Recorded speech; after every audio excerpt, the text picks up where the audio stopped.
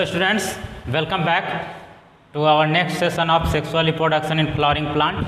पिछले सेशन में हम लोग बात कर रहे थे sexual reproduction in flowering plant का जो हमारा चैप्टर चल रहा है उसका एक्सरसाइज को हम लोग देख रहे थे। एक्सरसाइज में हम लोग कुछ क्वेश्चन को देख लिए थे और उसको सॉल्व भी किए हुए थे। हमें उम्मीद है कि आप लोगों ने उस क्वेश्चन को अच्छी तरह से एक बार सॉल्व किया होगा। अब हम लोग आगे का जो क्वेश्चन है उसको सॉल्व करते हैं, देखते हैं कि क्या क्वेश्चन है, उसको प्रैक्टिस करते हैं। तो चलिए निकालिए बुक्स, जिनके पास बुक्स होगा बुक्स निकाल लीजिए और नहीं तो मोबाइल का PDF से निकाल लीजिए। हमारे पास देखिए क्वेश्चन नंबर 6 तक हो गया था शायद।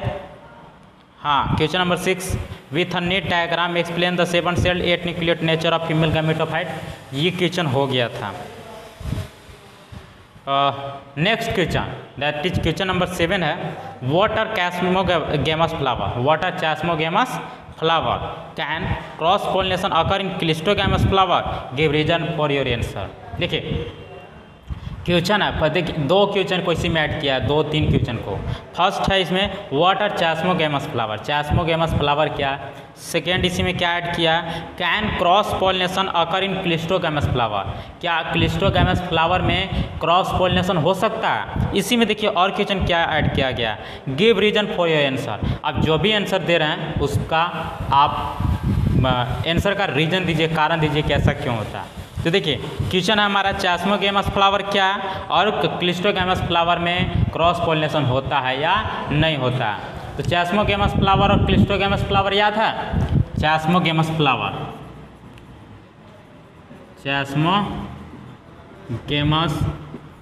फ्लावर एंड क्लिस्टोगैमस फ्लावर, इसके बारे में हम लोग स्टडी किए थे, डिस्कस किए थे कि चैस्मोगेमस फ्लावर और क्लिस्टोगेमस फ्लावर किसको कहते हैं। तो देखिए फ्लावर को अगर हम उसका देखिए जो एक्सपोजर है, फ्लावर का जो अपेंडेजेज होते हैं उसके एक्सपोजर के अकॉर्डिंग, इन्वायरमेंट में जो एक्सपोजर जो किस तरह से वो फैला हुआ है इसके अकॉर्डिंग इसको डिस्ट्रीब्यूट किया गया है, अलग अलग कैटेगरी में इसको रखा गया। तो वैसे फ्लावर जिसका जो रिप्रोडक्टिव ट्रैक है वो इन्वायरमेंट के एक्सपोजर में हो, दैट मीन्स जो फ्लावर का जो बर्ड है फ्लावर बर्ड से पूरी तरह से बाहर निकला हुआ हो, उस तरह के फ्लावर को क्या कहा जाता है, chasmogamous flower. That is flowers which have exposed reproductive tract are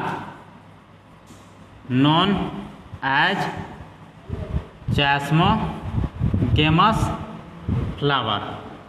अब इसमें देखिए तो जो रिप्रोडक्टिव ट्रैक है वो एनवायरनमेंट के एयर के एक्सपोजर में है। तो जब एक्सपोजर में है हमें चारों तरफ से क्लियरली रूप से विजिबल है, क्लियरली रूप से क्या विजिबल है। तो इसमें बताइए सेल्फ पोलिनेशन होगा या क्रॉस पोलिनेशन होगा। अगर बाइसेक्सुअल फ्लावर है, फ्लावर क्या बाइसेक्सुअल है, मोनोसियस है, तो उसमें तो सेल्फ पोलिनेशन का चांसेज है, सेल्फ पोलिनेशन हो जाएगा। बट क्रॉस पोलिनेशन का चांसेज है या नहीं है, तो ऑब्वियस सी बात है इसमें chances of self and cross pollination either of them, either any of them है। बट ये तो चैस्मोगेमस फ्लावर हो गया, लेकिन क्लिस्टोगेमस फ्लावर में क्या होता है, क्लिस्टोगेमस फ्लावर में होता है क्या है कि ये जो फ्लावर है फ्लावर का जो रिप्रोडक्टिव ट्रैक है फ्लावर बर्ड के अंदर ही लॉक रहता है। दैट मीन्स इसका जो रिप्रोडक्टिव ट्रैक है इन्वायरमेंट के एक्सपोजर में नहीं होता है, आउटर सराउंडिंग इन्वायरमेंट के एक्सपोजर में नहीं आता। That means flowers which do not have exposed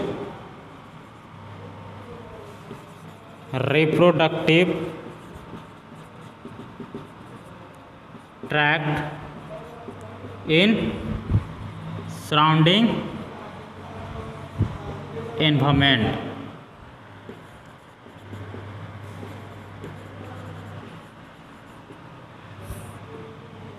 surrounding environment में इसका जो क्या रिप्रोडक्टिव ट्रैक्ट एक्सपोज नहीं है।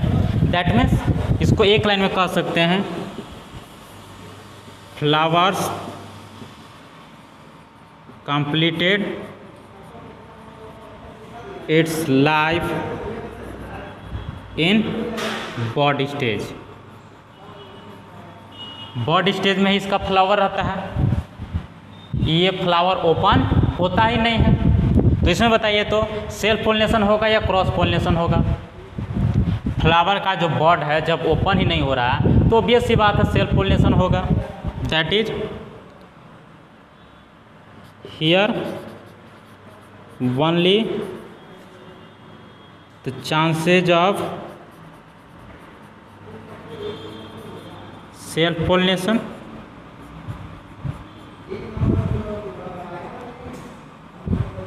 यहाँ पर सिर्फ किसका चांस है? सेल्फ पोलिनेशन का। बट मेरा क्वेश्चन क्या, can cross pollination occur in cleistogamous flower? क्या क्लिस्टोगैमस फ्लावर में क्रॉस पोलिनेशन संभव है, पॉसिबल है? बिल्कुल नहीं, क्रॉस पोलिनेशन बिल्कुल भी संभव नहीं है। अंडरस्टैंड? तो इसमें क्या लिख सकते हैं, इसका आंसर हमें क्या लिखना होगा? Cross pollination are not possible in cleistogamous flower. Understand? इस तरह से हमारा क्वेश्चन नंबर 7 कंप्लीट होता है। देखिए अब नेक्स्ट क्वेश्चन क्या है, क्वेश्चन नंबर 8 है हमारा। Mention 2 strategy evolve to prevent self pollination in flower. 2 ऐसे स्ट्रेटजी के बारे में बताइए, डिस्कस कीजिए आप, जो सेल्फ पोलिनेशन को प्रिवेंट करने के लिए, रोकने के लिए फ्लावर के अंदर डेवलपमेंट को किया गया है। नेचर के द्वारा कुछ ऐसे इवॉल्विंग टेक्निक के बारे में, नेचर के बारे में हमें बताइए, डिस्कस कीजिए, जो सेल्फ पोलिनेशन को प्रिवेंट करता हो। अंडरस्टैंड? तो चलिए इसके बारे में समझते हैं। आप लोग खुद बताइए तो सेल्फ पोलिनेशन कब होता है? जब बाइसेक्सुअल फ्लावर हो, सेम फ्लावर में ये एक ही फ्लावर है, एक ही फ्लावर में क्या एंथर भी है और स्टिग्मा भी है, तो क्या हो जाएगा, उसको सेल्फ पोलिनेशन कहेंगे। या अगर सेम प्लांट का अगर 2 फ्लावर है तो उन दोनों के बीच भी अगर पोलिनेशन हो जाता है तो उसको क्या कहते हैं? Self pollination. तो सेल्फ पोलिनेशन को रोकने के लिए क्या करेंगे? सबसे पहला तो जो फ्लावर है, फ्लावर को यूनिसेक्सुअल कर देंगे। फ्लावर हमारा क्या हो जाना चाहिए? यूनिसेक्सुअल। अगर फ्लावर कर दे रहे हैं, पूरा का पूरा प्लांट ही हमारा यूनिसेक्सुअल हो जा रहा है, तो क्या हो जाएगा बताइए तो? या तो उसमें फ्लावर मेल फ्लावर लगेंगे या तो फीमेल फ्लावर लगेंगे। इससे हमें बेनिफिट क्या मिलेगा कि उसमें सेल्फ पोलिनेशन का चांस ही नहीं है।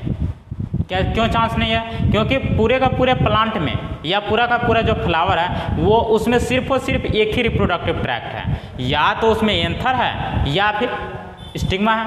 दैट मीन्स या तो मेल रिप्रोडक्टिव ट्रैक है या फीमेल रिप्रोडक्टिव ट्रैक। अगर कोई आइदर वन ऑफ देम है, कोई एक है, अगर कोई एक है एक प्लांट में, तो उसमें चांसेज ही नहीं है उसमें सेल्फ पोलिनेशन हो। नेक्स्ट हम क्या कर सकते हैं? देखिए नेचर के द्वारा ये cleistogamous flower, development of cleistogamous flower का डेवलपमेंट कराना। इससे क्या होता है कि जो फ्लावर का जो बॉड है उसी के अंदर क्या हो जा रहा है, वो जो पोलिनेशन ये जो फ्लावर बॉड है क्लिस्टोगैमस फ्लावर नहीं। चलिए पहले इसको नोट कर लीजिए, इसके बाद एक और टेक्निक बता रहे हैं। चलिए सेल्फ पोलिनेशन को प्रिवेंट करना है, तो सेल्फ पोलिनेशन को प्रिवेंट करने के लिए हमारा फर्स्ट टेक्निक क्या है? That is development of unisexual flower as well as plant. Next self incompatibility, nature of self incompatibility. Self incompatibility याद है क्यों? जो अगर फ्लावर है, फ्लावर क्या है? बाइसेक्सुअल फ्लावर है, फ्लावर बाइसेक्सुअल है, उसमें मेल रिप्रोडक्टिव ट्रैक भी है और फीमेल रिप्रोडक्टिव ट्रैक भी है।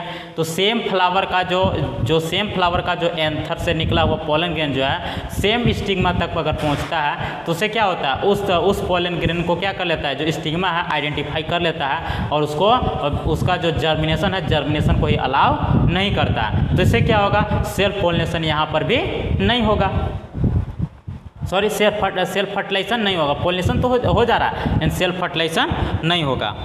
और क्या, डाइकोगामी, एक और नेचर हम डेवलपमेंट कर सकते हैं dichogamy, that is time gap.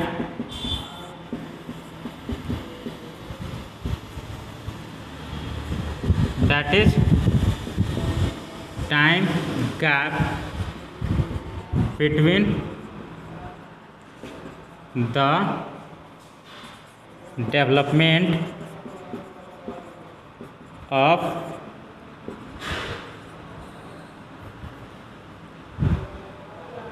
stamen and pistil।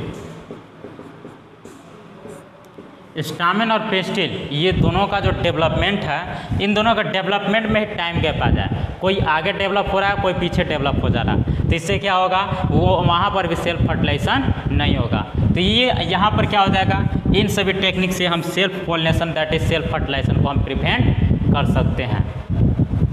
Understand. अब हमारा नेक्स्ट क्वेश्चन क्या है, देखते हैं नेक्स्ट क्वेश्चन। नेक्स्ट क्वेश्चन है what is self incompatibility. What is self incompatibility? Why does self pollination not lead to seed formation in self incompatible species? Question number 9 है, self incompatibility क्या है? Self incompatibility, self incompatibility याद है, यदि same flower, same genotypic वाला flower का pollen grain उसी genotypic वाले स्टिग्मा तक पहुंचता है तो उस तरह का जो पोलन ग्रेन है उसको उसके पोलन जर्मिनेशन के लिए स्टामेन उसको अलाउ नहीं करता है। और इसी नेचर को क्या कहा जाता है, self incompatibility. That means ability to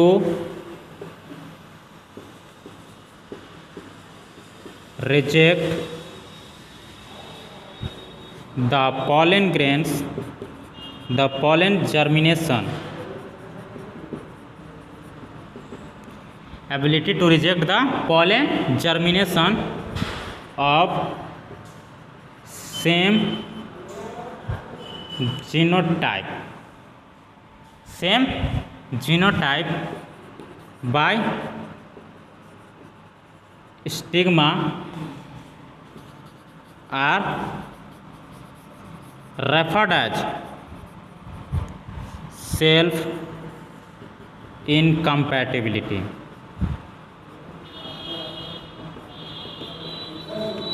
understand. अब इसी में देखिए क्या है क्वेश्चन, वाई डज, ऐसा क्यों होता है, self pollination not lead to seed formation in self incompatible species. वैसे स्पीसीज जो सेल्फ इनकम्पैटिबल हैं, खुद के साथ कंपैटिबल नहीं है, उसमें यदि सेल्फ पॉलिनेशन होता है, सेल्फ पॉलिनेशन होता है तो उसमें सीड का फॉर्मेशन नहीं होता है। ऐसा क्यों होता है, क्यों होता है बताइए आप।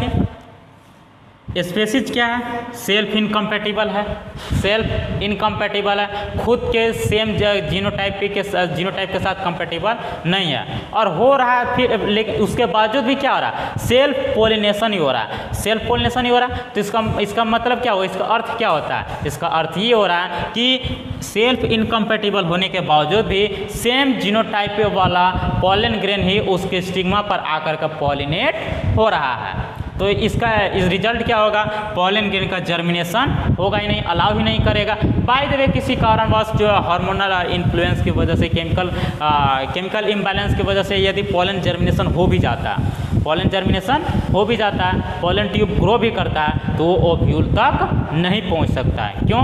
क्योंकि जो अब स्टाइल के इनसाइड और ओवरी के इनसाइड जो भी और भी फैक्टर मौजूद है, जो केमिकल्स मौजूद हैं, उसको आगे बढ़ने ही नहीं देंगे। जो भी आगे बढ़ रहा था उसके रास्ता कोई मेन डायरेक्शन ही नहीं देंगे, बल्कि मेन डायरेक्शन ना दे करके उसे क्या कर देंगे, उसे किसी दूसरे डायरेक्शन में शिफ्ट कर देंगे, या तो उसका जो ग्रोथ है ग्रोथ को ही रोक देंगे। इससे क्या होगा, जो फर्टिलाइजेशन होना चाहिए एक सेल के साथ, वो एक सेल के साथ फर्टिलाइजेशन होगा ही नहीं। जब एक सेल के साथ फर्टिलाइजेशन होगा ही नहीं तो जाइगोट डेवलप ही नहीं होगा, जाइगोट डेवलप ही नहीं होगा तो एम्ब्रियो डेवलप ही नहीं होगा, दैट इज सीड का फॉर्मेशन होगा ही नहीं। अंडरस्टैंड? तो यही वजह है कि सेल्फ इनकम्पैटिबल स्पेसीज में सेल्फ पोलिनेशन होने के बावजूद उसमें सीड का फॉर्मेशन नहीं होता है। अंडरस्टैंड? चलिए नेक्स्ट क्वेश्चन हमारा क्या, नेक्स्ट क्वेश्चन देखते हैं। What is bagging technique? What is bagging technique? देखिए बैगिंग टेक्निक है क्या? बैगिंग टेक्निक, यही है question, what is bagging technique. और इसी में क्या है, how is it helpful in a plant breeding programme, या प्लांट ब्रीडिंग प्रोग्राम में हमें हेल्प किस तरह से करता है। तो बैगिंग याद है, आर्टिफिशियल हाइब्रिडाइजेशन में हम लोग क्या करते हैं, जो फ्लावर है, जो सिलेक्टेड फ्लावर है, उस सिलेक्टेड फ्लावर का सबसे पहले हम उसमें क्या करते हैं, इमैस्कुलेशन करते हैं। इमैस्कुलेशन में कहने का मतलब उसमें से जो मैचुरेशन से पहले ही एंथर को कट करके वहाँ से रिमूव कर देते हैं, हटा देते हैं। तो जो इमैस्कुलेटेड फ्लावर है उसको कंटामिनेशन, अनडिजायर्ड जो पॉलन ग्रेन है उससे पॉलिनेट्स होने से बचाने के लिए, उसको सुरक्षित रखने के लिए क्या करते हैं, प्लास्टिक पेपर से या कोई भी थिन प्लास्टिक पेपर या उसी तरह के कोई ट्रांसपेरेंट कवर से हम उसको क्या कर देते हैं, कवर कर देते हैं प्रोटेक्शन के लिए, और उसी को क्या कहा जाता है, बैगिंग टेक्निक कहा जाता है। That means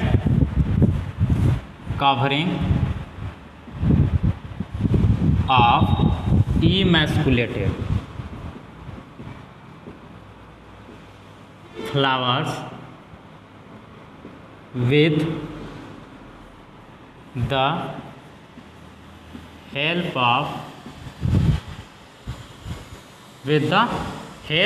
of thin transparent plastic paper are referred as bagging technique. इसी को बैगिंग टेक्निक कहा जाता है।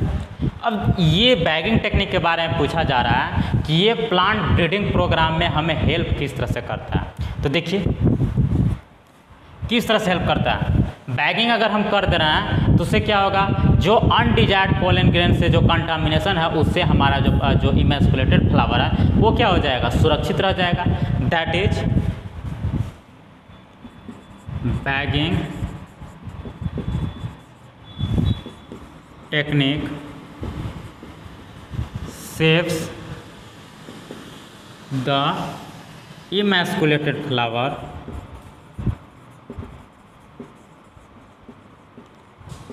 from contamination of foreign pollen grains।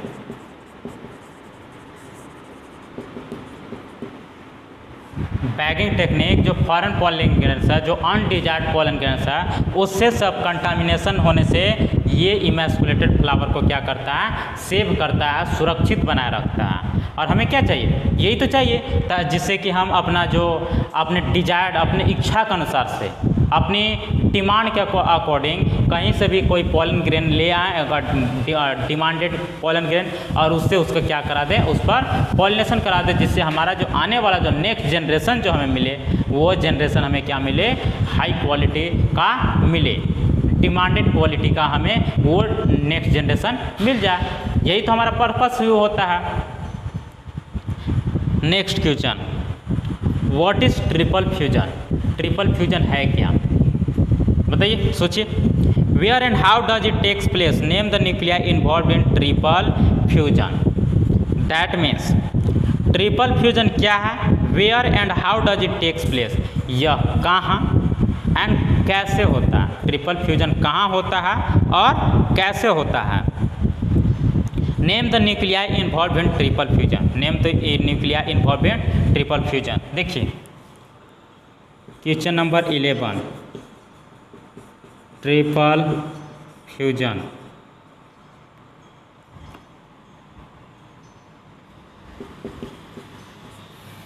सोचिए तो ट्रिपल फ्यूजन क्या होता है, किसको होता है, याद है? Female gametophyte embryo sac, female gametophyte और एम्ब्रियो सैक जो कि ओव्यूल के इनसाइड होता है। ओव्यूल के इनसाइड जो एम्ब्रियो सैक है उसी में क्या होता है, ये ट्रिपल फ्यूजन होता है। अंडरस्टैंड? एक क्वेश्चन का हमारे पास आंसर हो गया। नेक्स्ट क्वेश्चन है इसी में कि ये कैसे होता है, कैसे होता है बताइए।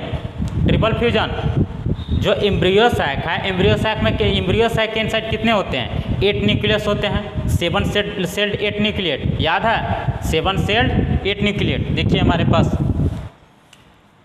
इस तरह से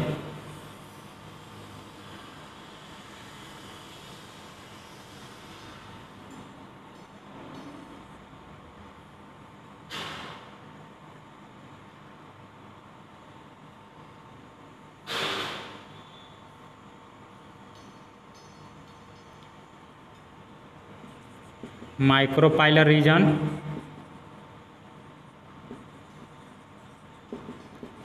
ये हो गया चैलेजल रीजन। माइक्रोपाइलर रीजन की तरफ क्या होता है, सेंटर में एक सेल होता है, ये दोनों सिनर्जिड्स, और ये क्या होते हैं, ये दोनों जो पोलर न्यूक्लियाई, या इसी को सेंट्रल न्यूक्लियाई भी कहा जाता है। तो ये जो पोलर न्यूक्लियाई और सेंट्रल न्यूक्लियाई है, ये दोनों क्या होते हैं, हैप्लॉइड न्यूक्लियस हैं, हैप्लॉइड न्यूक्लियस, दोनों हैप्लॉइड न्यूक्लियस होते हैं। लेकिन हैप्लॉइड न्यूक्लियस होने के साथ साथ एक साथ होने के बाद भी ये जो न्यूक्लियस है फ्यूज नहीं करते हैं, फ्यूज एक दूसरे से नहीं करते हैं।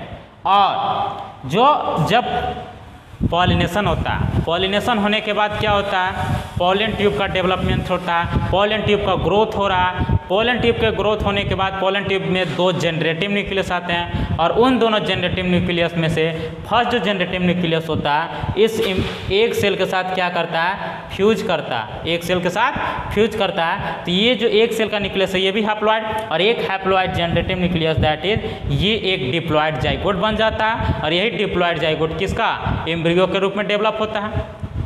और जो दूसरा जो जनरेटिव न्यूक्लियस होता है, मेल जनरेटिव न्यूक्लियस, हैप्लॉइड होता है वो भी, वही मेल जनरेटिव न्यूक्लियस देखिए यहाँ पर आता है, कहाँ पर, सेंट्रल न्यूक्लियाई के पास, सेंट्रल सेल का जो पोलर न्यूक्लियाई है इसके पास आता है, दैट इज देखिए यहाँ पर हैप्लॉइड वो भी होता है, दैट इज 3 हैप्लॉइड न्यूक्लियस एक साथ आकर के एक दूसरे से क्या होते हैं, फ्यूज होते हैं, एक दूसरे से फ्यूज होते हैं, और एक क्या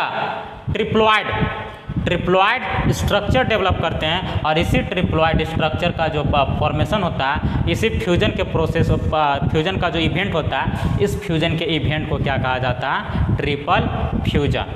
that is the event of fusion of 2 haploid female polar nuclei with one haploid male generative nucleus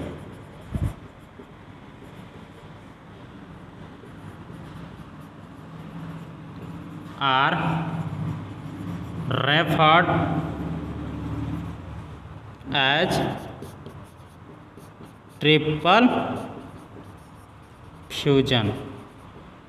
इसी को क्या कहा जाता है? ट्रिपल फ्यूजन कहा जाता है। और ये ट्रिपल फ्यूजन कहाँ होता है? एम्ब्रियो सैक में होता है। अंडरस्टैंड? और कोई क्वेश्चन है इसमें?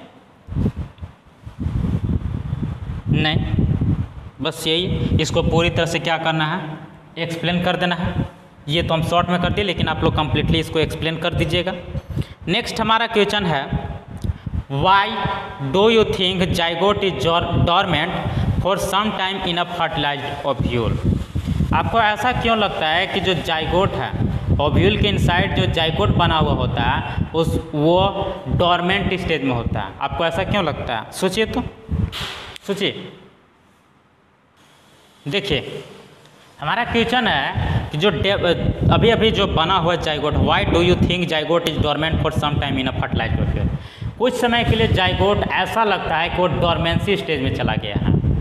ऐसा क्यों लगता है? इन अ फर्टिलाइज्ड ओव्यूल, ये हमारा क्या ओव्यूल के इनसाइड एम्ब्रियो सैक है। इस एम्ब्रियो सैक में क्या है? माइक्रोपाइलर की तरफ एक सेल और दो सिनर्जिड्स इस तरह से, इस सेंटर में दो पोलर न्यूक्लियाई, एंटीपोडल तीन एंटीपोडल हैं चालक की तरफ। ये हो गए हमारे एंटीपोडल सेल। ये सेंटर का हो गया एक सेल। ये दो हमारे क्या होगा? सिनर्जिड्स। और ये दो हमारे क्या हैं? Polar nuclei. अब देखिए, ये जो इस ओव्यूल में पोलन ट्यूब आ रहा है और पोलन ट्यूब माइक्रोपाइलर की तरफ से इंटर करता है, और इंटर करते हुए यहाँ पर क्या? पोलन ट्यूब के इनसाइड जो एक मेल जनरेटिव न्यूक्लियस है, मेल जनरेटिव न्यूक्लियस है, वो किसके साथ फ्यूज करता है? एक सेल के साथ। एक सेल के साथ फ्यूज क्या कर रहा है? Male generative nucleus. दोनों क्या हैप्लॉइड हैं और फ्यूज होकर के क्या बनाते हैं? इस तरह से, that is diploid zygote. But इस पोलन ट्यूब के इनसाइड एक और जनरेटिव न्यूक्लियस होता है, और वो जनरेटिव न्यूक्लियस कहाँ पर आता है? इस पोलर न्यूक्लियाई के पास आता है। That is two polar nuclei. देखिए, पहले फर्टिलाइजेशन इसका होता है। पहले फर्टिलाइजेशन किसका होता है? एक सेल का। और इसके बाद किसका? जो दो पोलर न्यूक्लियाई सेंट्रल सेल में हैं, दैट इज एन और एन। इसका किसके साथ फ्यूजन होगा? इसका भी एक मेल जनरेटिव न्यूक्लियस के साथ हो रहा है, इस तरह से। और यहाँ पर स्ट्रक्चर क्या बनता है? इस तरह से, ट्रिपल फ्यूजन, इसी को बोला जाता है।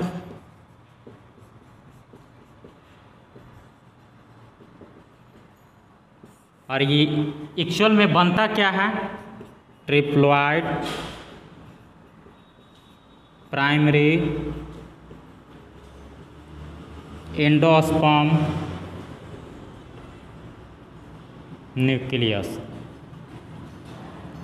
Primary endosperm nucleus, triploid primary endosperm nucleus बनता है। और यही जो ट्रिप्लॉइड प्राइमरी एंडोस्पर्म न्यूक्लियस है, ये रैपिडली अपना डिवीजन करता है, रैपिड डिवीजन, और कह सकते हैं ग्रोथ।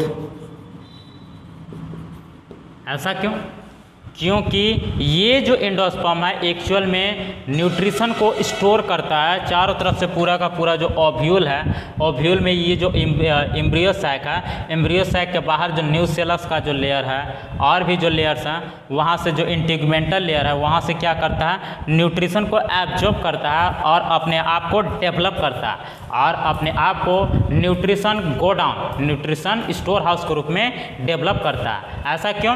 क्योंकि ये जो जाइगोट है, इस जाइगोट के डेवलप होने के लिए, जाइगोट का डेवलपमेंट होने के लिए बहुत ही हाई अमाउंट में न्यूट्रिशन का ज़रूरत है, नेसेसरी है। तो उसको पूरा करने के लिए इसको सबसे पहले क्या करना होता है, अपने आप को डेवलप करना होता है। तो देखिए फैक्टर ये होता है कि पहले फर्टिलाइजेशन इसका हुआ और इसके बाद इसका फर्टिलाइजेशन हो रहा है। बट इसको डेवलप होने के लिए, इस जाइगोट को डेवलप होने के लिए बहुत ही हाई अमाउंट ऑफ न्यूट्रिशन चाहिए, जो कि अभी अभी इसको मिल नहीं सकता, तुरंत तो मिल नहीं सकता है। क्यों?